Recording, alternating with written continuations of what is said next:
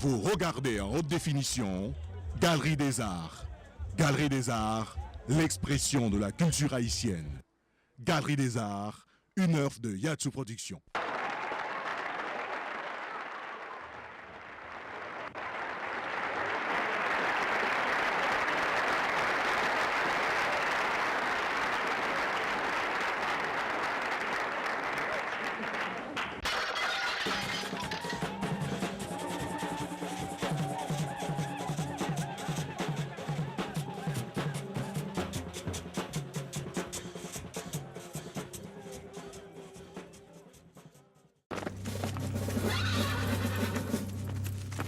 I am Toussaint Louverture. My name is perhaps known to you. He was called the Black George Washington. He fought off 3 empires and enraged Napoleon. The prospect of a Black Republic is equally disturbing to the Spanish, the English, and the Americans. He championed liberty and égalité for all. Toussaint Louverture and the Haitian Revolution.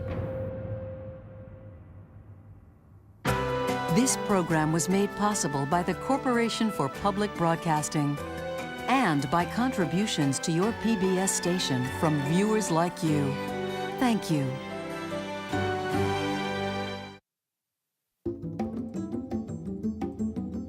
Haiti is always described as the poorest country in the Western Hemisphere. But during its height as Saint-Domingue, it was the richest place in the Americas. The thing about it, though, is that its richness was all rooted in slaves. Its wealth was based on human capital, on owning that human capital. All day, as long as the sun is shining, the men are bending over and swaying a machete at the foot of the sugarcane. The world as you know it disappears. Therefore, you become an animal, and you expect to live like an animal. The dominion of the master had to be absolute, but that absoluteness itself made the master into something other than human as well. Liberty, equality, fraternity, that was new for the world. Toussaint Louverture is the epitome of humanity. He realized early on that the condition he was in was totally insufferable. Toussaint Louverture recruited about 3,000 to 4,000 people, trained them, and they fought the French, the British, and the Spanish army for 12 years. They burned the mechanisms of their production. They're burning the plantation fields, burning down the houses. It was a wholesale massacre on a really, really enormous scale. It was a big, big, major payback time. The Haitian Revolution is probably the most profound revolution ever realized by human beings. The only place where slaves created a nation. But nobody wants to talk about it.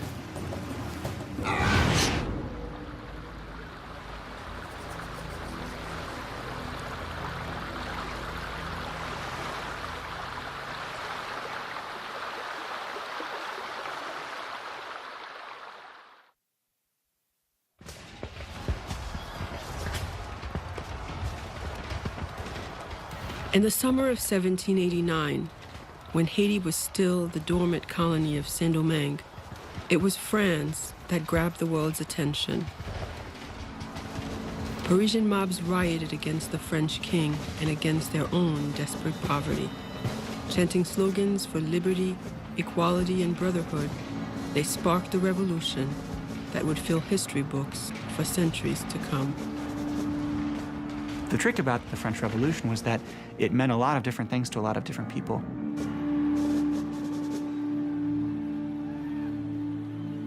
In the streets of Paris, the French Revolution meant an end to the appalling privileges of wealth. And France's brand new Congress, called the National Assembly, it meant the ideas of Europe's most radical thinkers could be realized. Nobody knows exactly what's going to come out of it. But just the idea of having rights, right? The idea that all people have rights, that those rights are inherent. This was something that obviously philosophers had written about before, but during the course of the French Revolution, it was written down in a text called the Declaration of the Rights of Man. It's a dangerous idea because the society is based on inequality. That's what makes it work, because it was not supposed to work for everybody. It was supposed to work for a minority. What was a dangerous idea in France was even more dangerous in its slave-holding colonies off the coast of Florida, Martinique, Guadeloupe, and an island known as the Pearl of the Antilles. Today, the western half is Haiti. Then it was the French colony of Saint-Domingue. One thing that's fascinating about that time, people think things were very far away. They were not. News traveled very, very fast. We have to remember that the ocean was like a highway in the 18th century. I mean, the ships were constantly bringing news back and forth. Everyone was obsessed with news. Sailors would come off the ships. The first people they would talk to, the people they would work with as they were unloading the ships, were enslaved people. So there are reports who were describing the events that have been going on in Paris to the enslaved that are working alongside of them.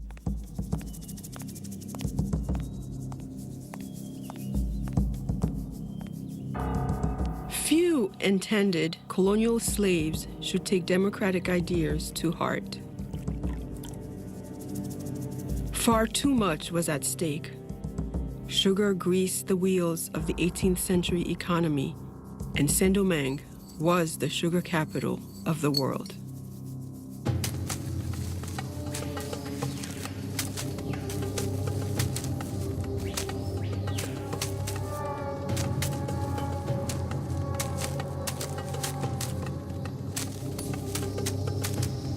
It was easy, even for France's political radicals, to ignore the agony that made it all possible.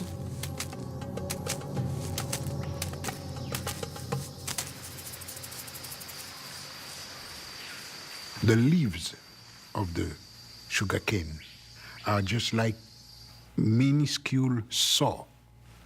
If they cut you, you may not even see it. But when you perspire, the sweat gets in it and it burns.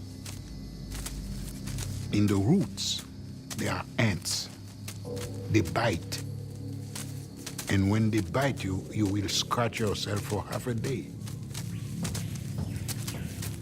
If the worker refuses to work, well, there is a law which you just shoot him, that's all. The whole concept of slavery itself is a totally savage one. The French, they brought it down to science. A slave coming from Africa would not last 3 years, the way the system was organized. They had it down to that kind of statistics. They did it very systematically, and it was very successful.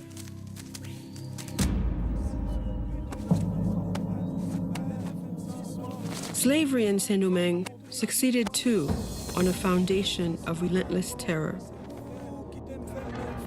Slave owner Stanislas Saint-Fouache explained it as rational management.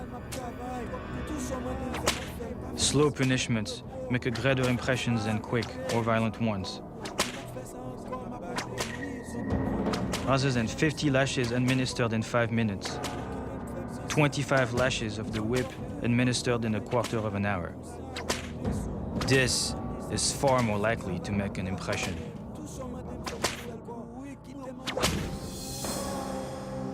The accounts about the tortures inflicted on slaves are often horrifying.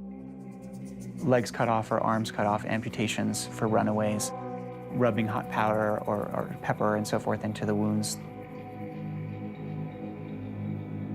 Slaves actually hung and left to die.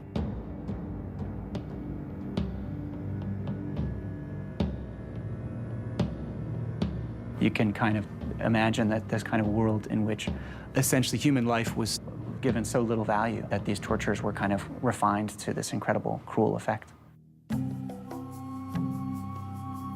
Despite the brutal tools of control, some blacks managed to escape slavery. Many had been born free, fathered by white planters. Others had gained freedom through their own wits or talents. One such man was Toussaint Louverture.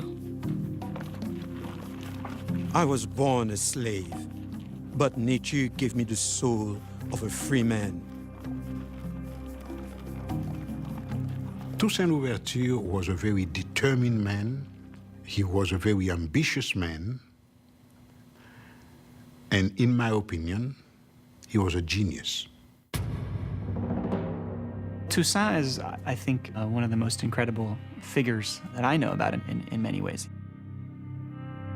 He's born on a plantation in Saint-Domingue. He grows up on that plantation.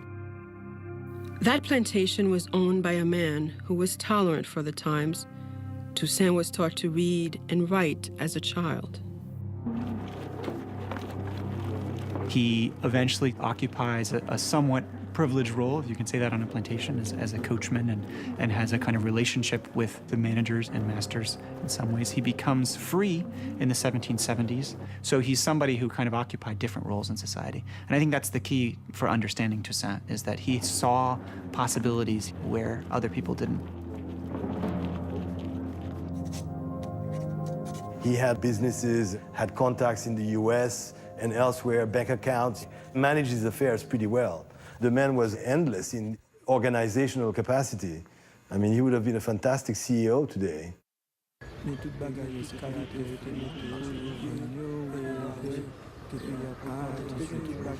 Toussaint didn't record his first reactions to the revolution in France, but his fellow free Saint-Dominguans, the white colonials, and the mixed-race population were transfixed. In 1789, there were about 40,000 white people and about 30,000 colored people who were, of course, their sons and cousins and so on and so forth, who were landowners themselves, many of them, slave owners themselves, many of them, very effective businessmen, many of them, involved romantically with the white master class. One of the things that's important to remember about Haiti and race is it wasn't simply black and white. Instead, you had numerous gradations of color. One historian went so far as to give 110 categories of color, from absolute black to absolute white. And to each combination, he gave a name: mulatto, quadroon, Mameluke. And what he was accounting for was the drops of black blood. Whites hoped for more control over the colony's governance, but the colony's mixed-race population hoped for more fundamental changes. They had been born free, but not equal. They had to show physical respect for the white.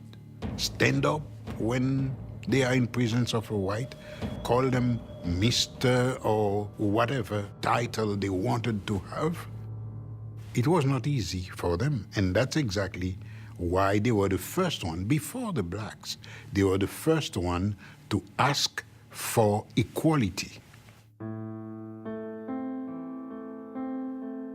The mixed-race population of Saint-Domingue decided their chance had come in 1791. They sent a petition to France's new government asking for the rights of citizenship. This is a powerful message to have been taking place in a society that was explicitly organized on inequality. It's like dynamite. The petition asked for civil protections, and it enraged the island's white population. Working-class colonists began a full-scale intimidation campaign. They threatened, beat, and murdered mixed-race residents in the capital.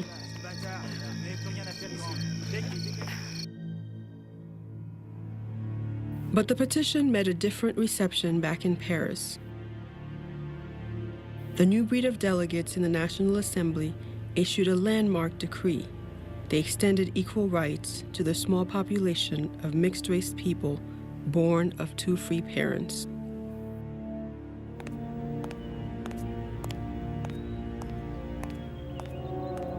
Despite the reform's limited extent, the governor of Saint-Domingue refused to obey. Colonial whites felt profoundly betrayed. Some, such as a planter's wife named Madame de Rouvray, began discussing radical thoughts of their own. The National Assembly is committed to destroying our lives as masters, so much so that secession from France might be necessary. The slave owners of America, I hope, will band together to stop this contagion of liberty.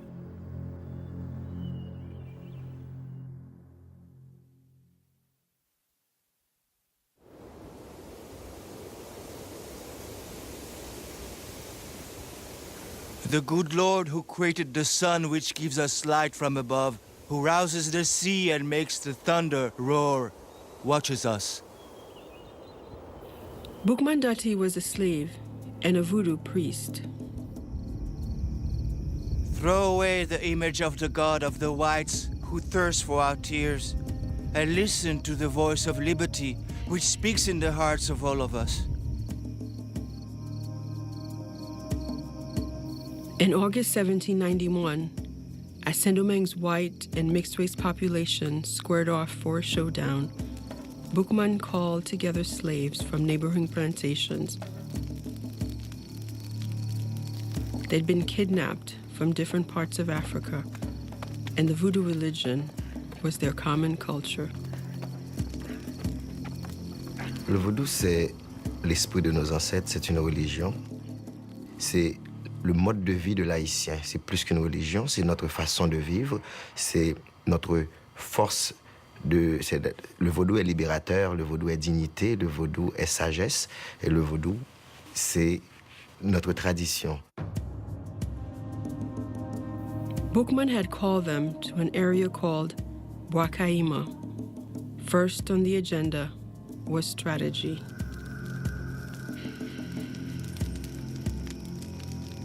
That ceremony of Bwakaima is the first Haitian Congress, the beginning of the revolution.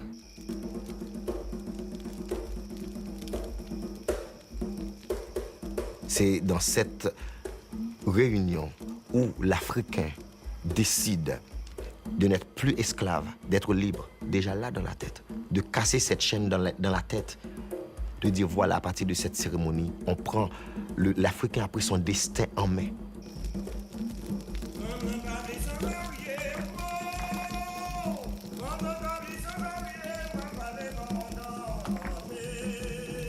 Haitian tradition says the slaves of Saint-Domingue planned that night to revolt. They timed their uprising to start on multiple plantations in 2 weeks' time. And they swore each other to secrecy. They even said that they killed a pig and they drank the blood.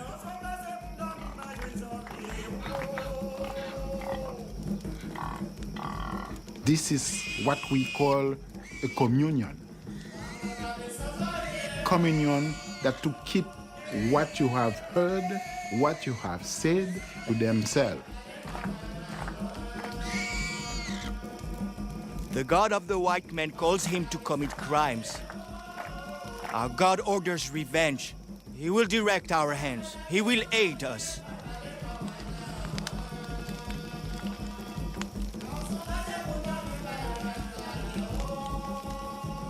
On the night of August 22nd, 1791, 1,000 enslaved Africans attacked their masters. Les esclaves empoisonnaient, les esclaves piquaient, les esclaves tuaient, les esclaves voulaient leur indépendance. For them to be free, they have to have the same amount of violence that you exerted on them. That's why the revolution was very brutal. This is that hatred in the first day that came out.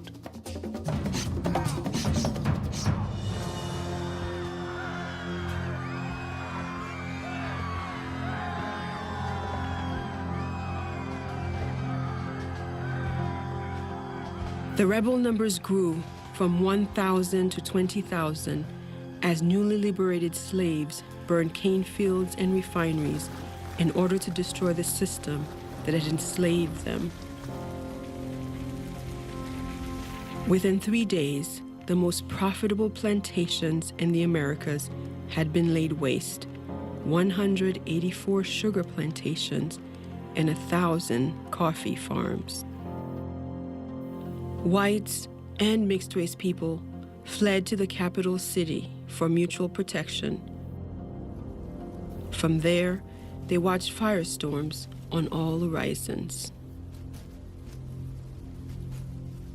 You've got a fiery cataclysm of enormous scale. I mean, the people on ships in the harbor supposedly could read their mail by the light of these fires that were, 10, 15, 20 miles away, to give you some faint idea of what this would have been like if you were there. The eruption of violence put Toussaint Louverture in a difficult position. His own fortunes were tied to the plantation system, and he had straddled the white and black worlds for some 15 years. Toussaint was no longer a slave. He didn't have the mentality of a slave. He was the owner of 2 or 3 plantations. He was not of the same class anymore. His interests were different from the interests of the masses.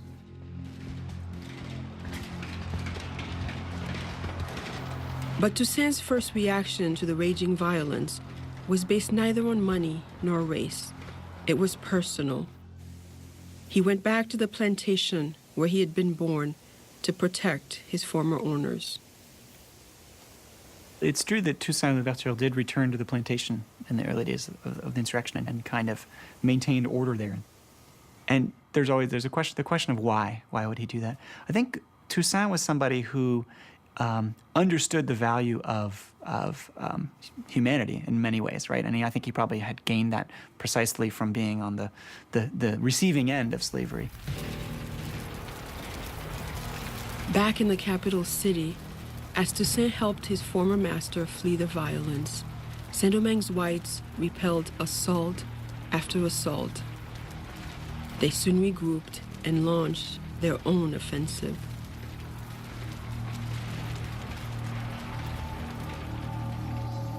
The bloodletting continued day after day, week after soul-numbing week. French colonist Pamphile de Lacroix. The country is filled with dead bodies which lie unburied. The Negroes have left the whites with stakes driven through them into the ground. And the white troops, who take no prisoners, leave Negroes dead upon the field. 3 months after the revolution started, the voodoo priest Boukman Doti was killed in battle. White soldiers decapitated him and burned his body in view of the rebel camp. In the words of one observer, the conflict in Saint-Domingue had become an exterminating war.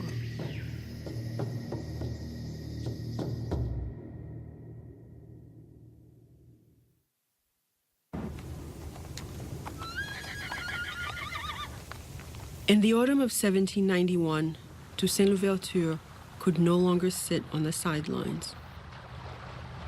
Despite a wife and children, despite the chance even of losing his own freedom, Toussaint didn't hesitate long.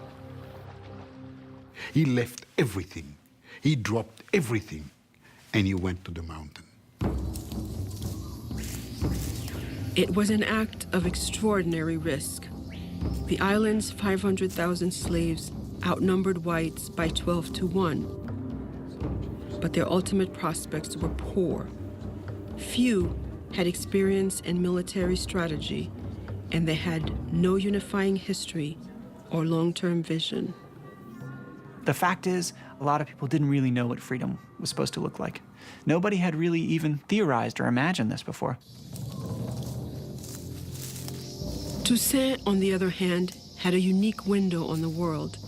He was schooled in African and European culture alike and had read some of France's most radical thinkers.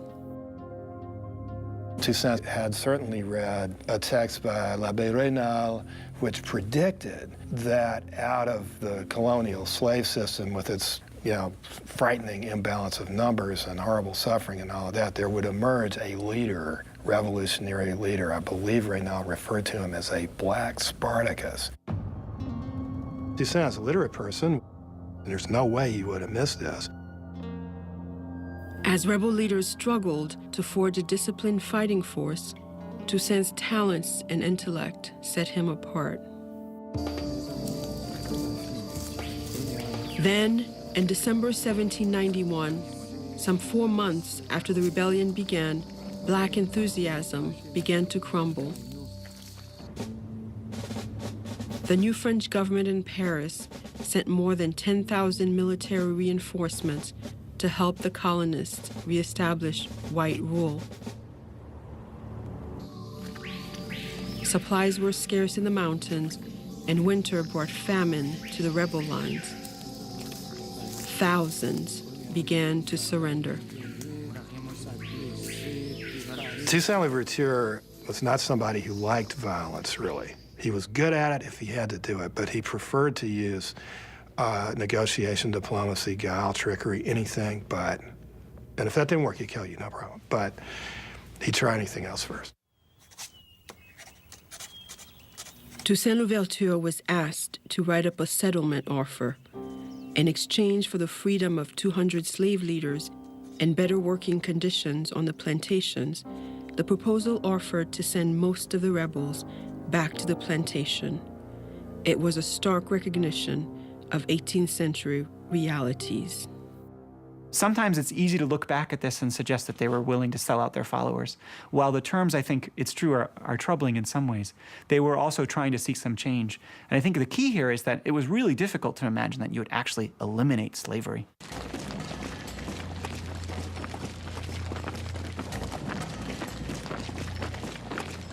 New French commissioners had just arrived from Paris to restore order.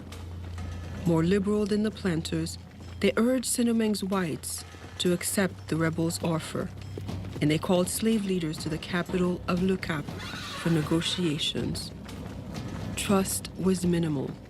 Some slave rebels wanted to kill their white prisoners, but Toussaint Louverture argued against it. He wanted the whites returned to Le Cap as a gesture of goodwill.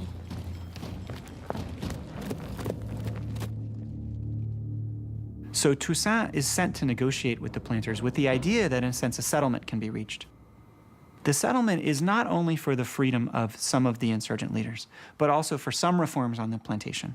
Small reforms, but reforms that, at least in the letters they describe, their followers really want. Whether the small group of leaders actually would have had the power to say to all of these people that they'd taken out, okay, you're going back to work now, here's your chains. I don't know. As it happened, the white people were so short-sighted that they didn't even give them the opportunity to try. The whites said no. They said no. Because at that time, they were the one who wanted revenge. They forget about what they have done for 3 centuries, and they think that they were the victims in that thing. So they have to avenge themselves. So they're not going to forgive or forget anything. And they refused. Of course, he's taken up arms against them. But at the same time, he's made a lot of concessions, and he's struggled against his own followers to say, look, we're going to treat the prisoners well, we're going to trade with them, we're willing to make a deal. And to have that refused by the planter class, I think certainly must have had a radicalizing effect. Toussaint's support for a settlement abruptly ended, and with it, the best deal the whites would ever see.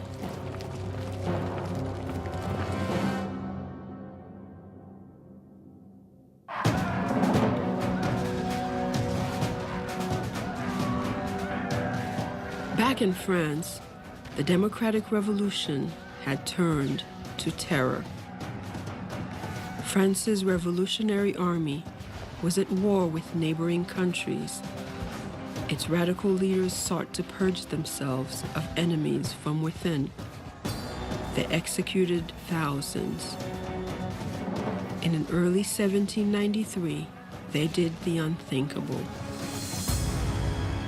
The revolutionary government beheaded the king. Events in France were moving faster than anyone had ever intended. I mean, this was volcanic upheaval, a true class revolution that turned everything completely upside down. And each ripple that came out would strike the shores of Saint-Domingue.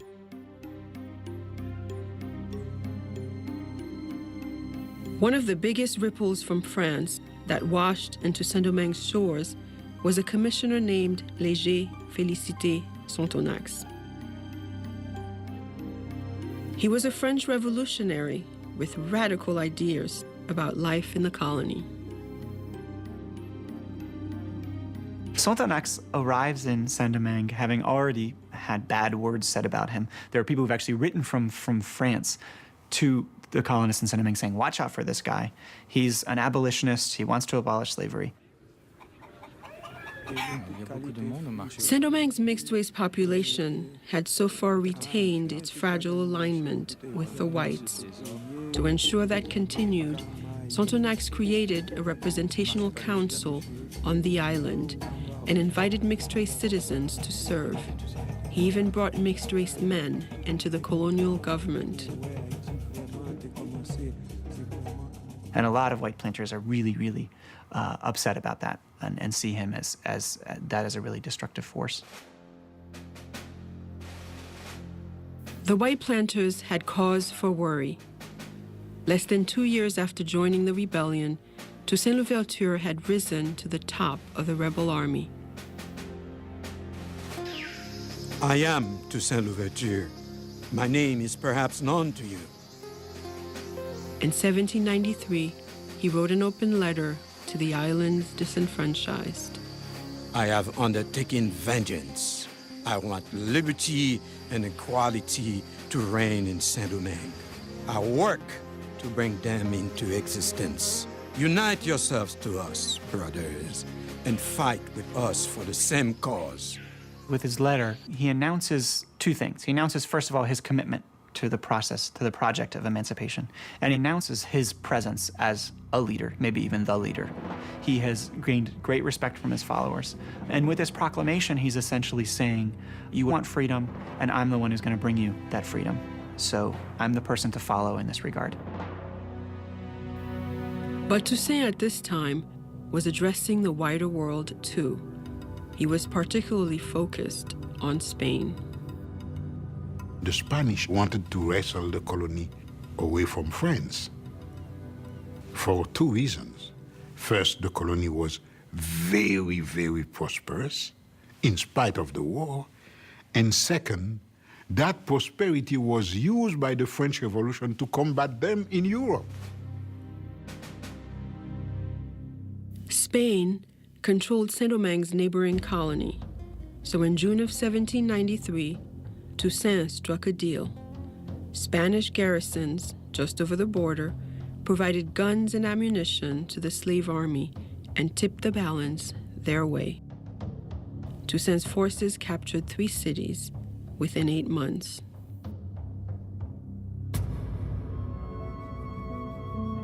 Saint-Domingue's white planters were desperate. Many hated the new order in France. In a treasonous move, they invited the British to help put down the slave rebellion. Now, the empires of France, Spain, and England, along with a vast army of former slaves, were fighting for control of the small island colony.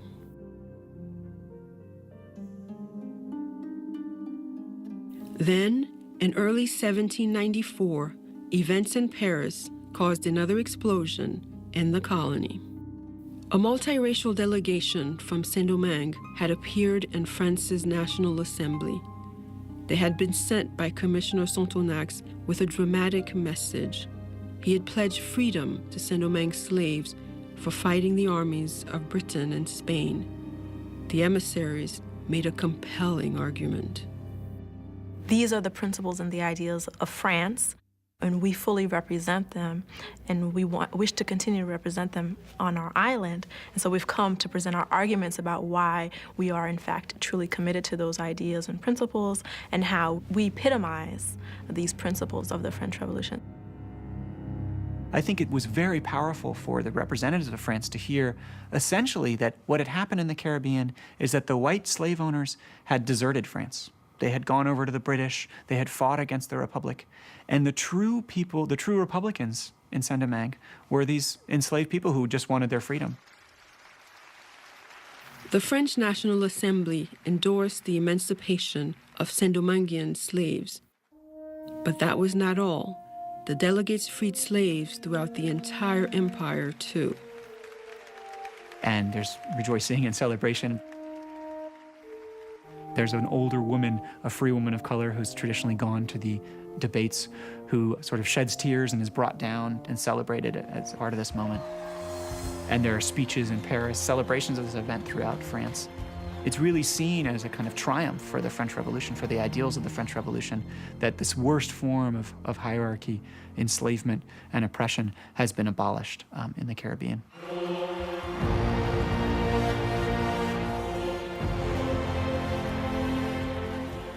It was utterly unprecedented. In a stroke, nearly 1 million black slaves had become French citizens.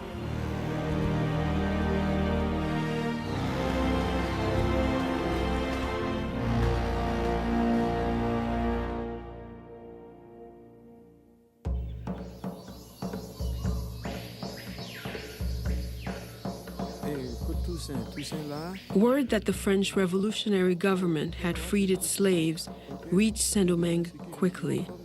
It was one of history's great watersheds, and due largely to the extraordinary military accomplishments of Toussaint's army. But the credit did not rest with Toussaint alone. He had several able commanders working under him, men like Jean-Jacques Dessalines, who shared his soldiers' life experiences more closely than Toussaint. Dessalines had been mistreated in slavery considerably, whipped a lot. He had tremendous whip scars on his back that he liked to display on occasion. He had deep reserves of anger and violence, but also a very intelligent man. For Dessalines and Toussaint, emancipation changed everything. They quickly trimmed their sails to the new order. Toussaint realized that Spain had a king, England had a king, and France was talking about liberty, equality, fraternity. All men equal. So he realized that although the revolt started by fighting the French right now could be the best help they could receive. So he rejoined the French. After 3 years in opposition, Toussaint Louverture was once again a loyal French citizen. So were his followers.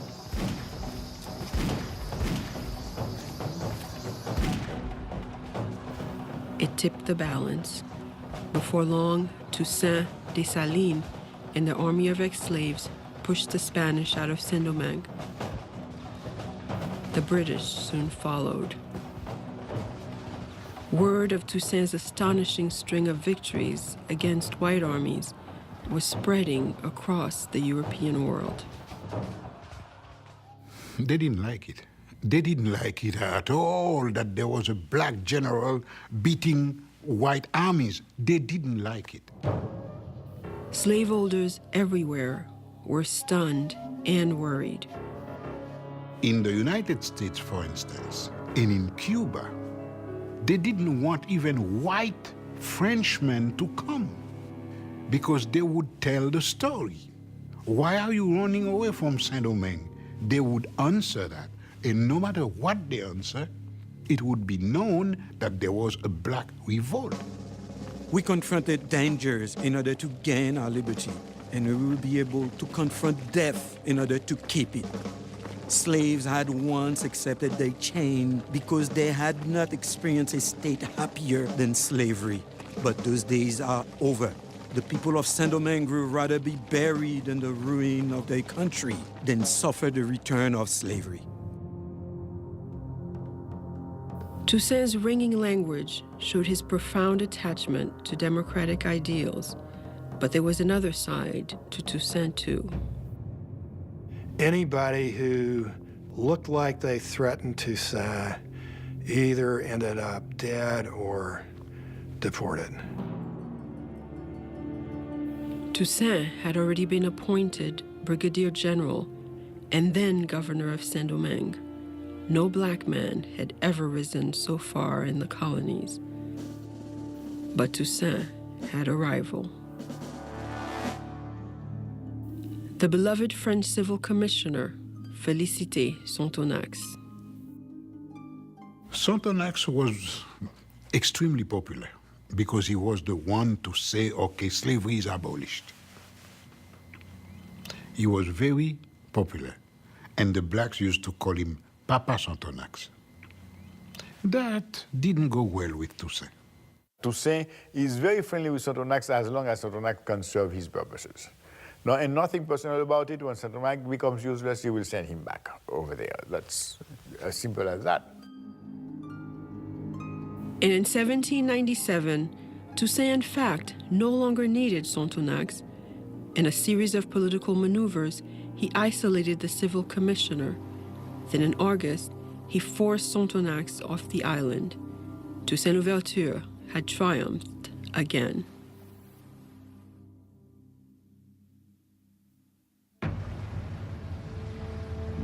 In 1798, as Toussaint Louverture was evicting the last of the British from his island, another French general battled British interest halfway around the world in Egypt. His name was Napoleon Bonaparte. Well, Toussaint and Napoleon in many ways are similar. Both were a little bit from the margins of French society. They succeeded through military brilliance, and they were both incredible military leaders, and they became political leaders as a result of their military experience. But Napoleon's victories would put Toussaint's at risk. Just months after conquering Egypt, Napoleon marched into Paris. A coup d'etat toppled the revolutionary government, and Napoleon took the reins of power. "The revolution is over," he declared. "I am the revolution." As Napoleon is rising to power in France, Toussaint is watching closely about what's going on. He knows several things. He knows, first of all, that there are very powerful pro-slavery voices in France who are agitating against him, attacking him, and proposing that slavery actually be recreated in some form in Saint-Domingue. Toussaint believed Saint-Domingue's survival and the survival of freedom itself depended on his ability to mobilize people to rebuild the devastated economy. And in Toussaint's mind, that meant one thing.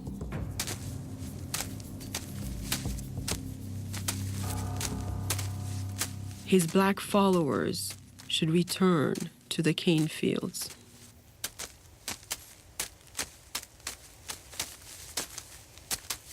There were some compelling reasons for this. I mean, mainly in Toussaint's situation, he was really in a bind at that point, in the sense that his hope for peace was restoring productivity on the plantations, recreating the sugar trade in particularly. But nobody wanted to go back to that kind of work, so he pretty well had to force them. And then the people began to think, this is a lot like slavery. He was strong, maybe a little too strong with the blacks in several occasions, but he had to do it. He had to do it. To be a leader, you got to know where to lay back, and you have to know when to say, okay, guys, go ahead, let's do it. If you don't do it, hell, whatever the consequences, you'll pay for it. Most newly freed slaves didn't see it that way. They wanted to work for themselves, growing crops for food rather than export. Toussaint's luster began to tarnish. Napoleon, on the other hand, was riding high. He restructured the government and proclaimed a new constitution for France. Far from enshrining black emancipation, it opened the door for France to reinstitute slavery in its colonies. When Louverture heard that, he really understood that something was changing. And more ominously, he understood that he didn't have any way to influence Napoleon. And so what he did in kind of typical Toussaint fashion is he responded by saying, okay, Saint-Domingue is going to have its own laws. Well, here they are. I'm in charge here. I might as well write the Constitution.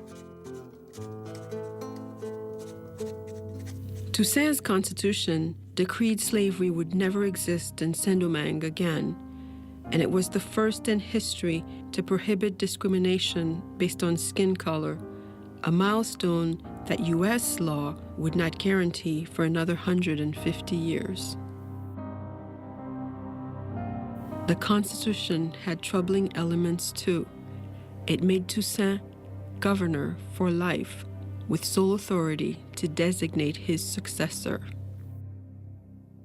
Toussaint is a great hero to me, but this was not a good idea. I mean, he basically, with that gesture, installed permanent military dictatorship, which has remained a problem in Haiti for 2 centuries.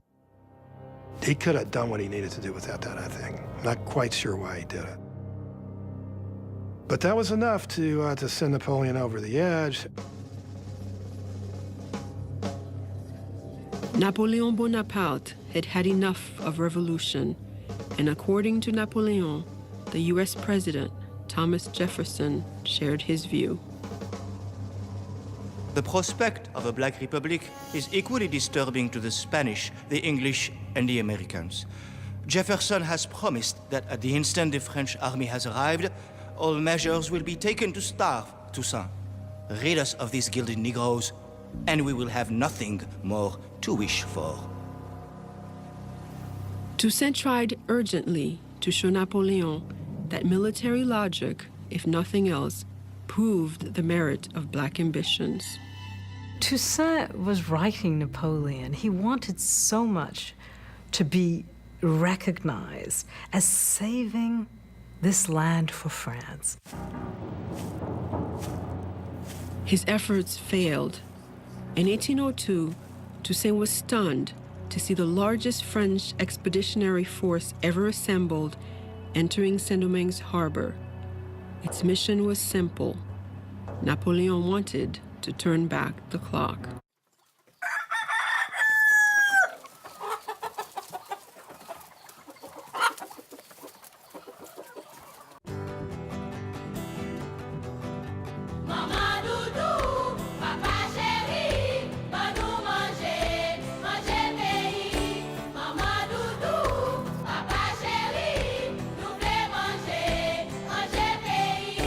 Lundi, ça nous vle. Mardi, ça nous vle. Mercredi, ça nous vle.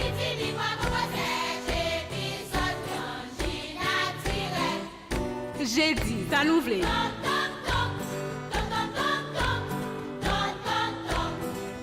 Vendredi, ça nous vle. Samedi, ça nous vle.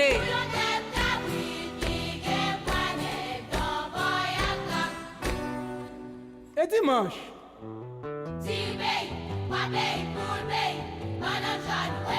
Grand monde d'accord? Oui. Même petit monde d'accord? Oui. Planté d'accord? Oui. L'État d'accord? Oui. Haïti campé, oui.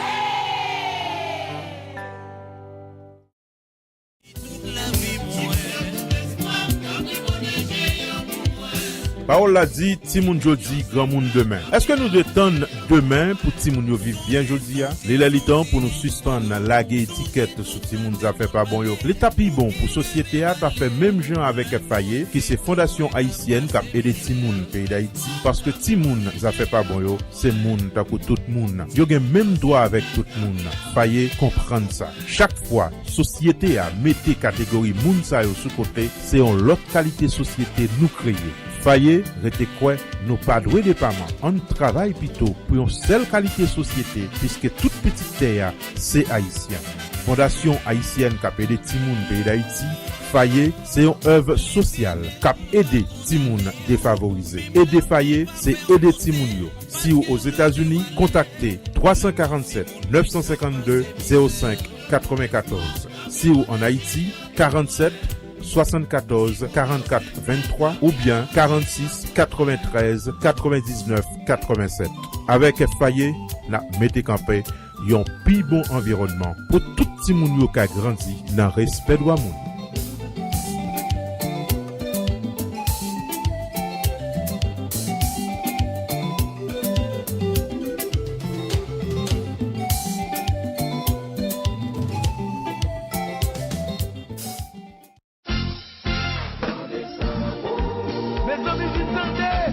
Mais apprendre yon bagay pour la vie, et bien tendez, Fondation haïtienne en aidant des enfants d'Haïti. Fayé, mettez sous pied yon spécial la cours, cosmétologie, côté où apprendre manicure, pédicure, coiffure, pour seulement 1500 gouttes par trimestre. Pour tout le monde sodo, Grand Savine, Rosodo, Carrefour Sodo, dans plateau et aux environs, c'est pour nous même yon mettez cours ça. Pour nous apprendre yon bagay pour nous faire comme pour nous des familles. Nous, relais Rosie Kounyela, dans 469 39 987, ou passer dans rue Clairvaux, numéro 16.